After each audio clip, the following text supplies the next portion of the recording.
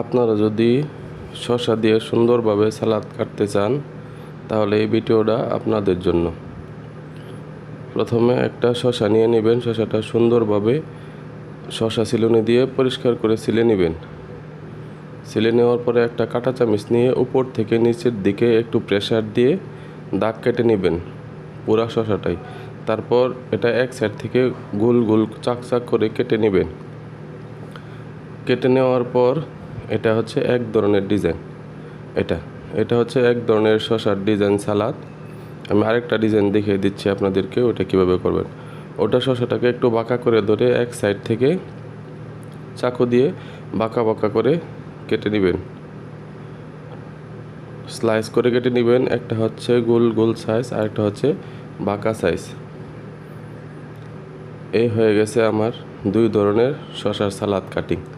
দেখেন কেমন হয়েছে, কেমন লাগলো নিশ্চয়ই কমেন্টে জানাবেন।